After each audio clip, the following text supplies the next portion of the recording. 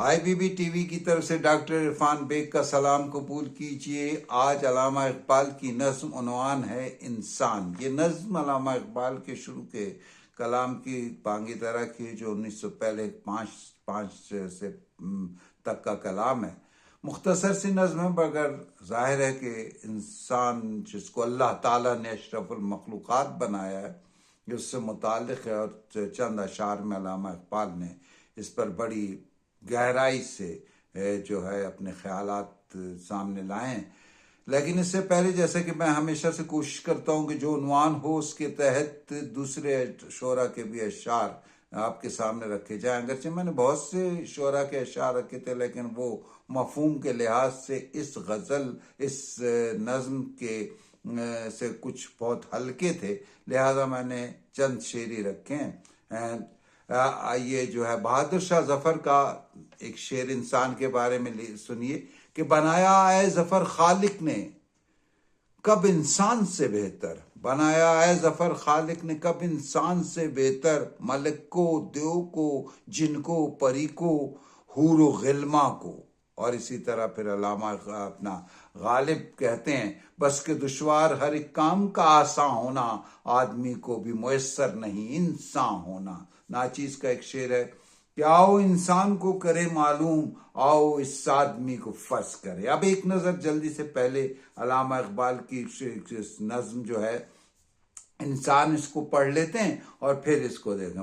منظر چمستاں کے زیباؤں کے نازیبا، منظر چمستاں کے زیباؤں کے نازیبا، محروم عمل نرگس مجبور تماشا ہے، رفتار کی لذت کا احساس نہیں اس کو، رفتار کی لذت کا احساس نہیں اس کو، فطرت ہی صنوبر کی محروم تمنا ہے، تسلیم کی خوگر ہے جو چیز ہے دنیا میں، تسلیم کی خوگر ہے جو چیز ہے دنیا میں، انسان کی ہر ایک قوت سرگرم تقاضا ہے، اس ذرے کو رہتی ہے وسعت کی ہوس ہر دم، اس ذرے کو رہتی ہے وسعت کی ہوس ہر دم، یہ ذرہ نہیں شاید سمٹا ہوا صحرا ہے، چاہے تو بدل ڈالے ہے چمنستاں کی،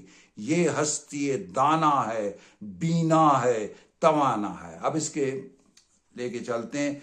منظر چمنستاں کے زیباؤں کے نازیبا، چمنستان یعنی بہت سے باغوں کا وطن، بہت سی باغات ہیں جن کا ایک وطن ہے، اور اس کے منظر برے ہوں اچھے ہوں، خزاں ہو، بہار ہو، سردی ہو، گرمی ہو، جو کچھ بھی ہو، اس سے جو ہے وہ اس کو پروانی، کس کو؟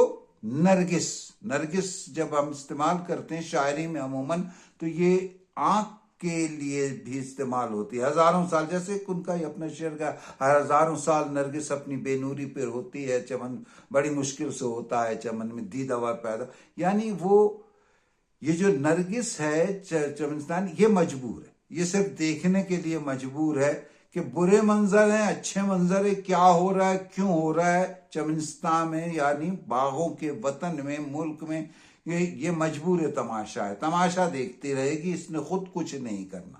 حالانکہ اللہ کی بنائی ہوئی چیز ہے اور اس کو ہم آنکھ سے تشبیہ دے رہے ہیں کہ وہ دیکھ رہی۔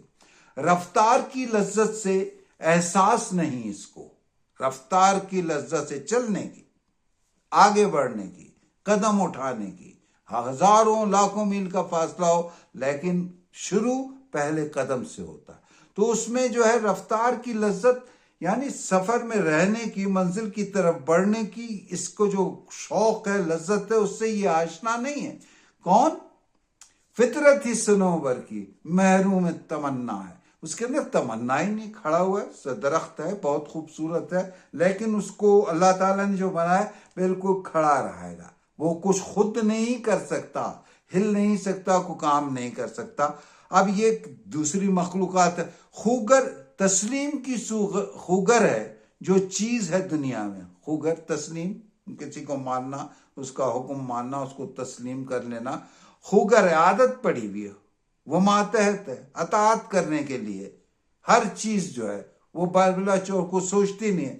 انسان کی ہر قوت سرگرم تقاضا ہے.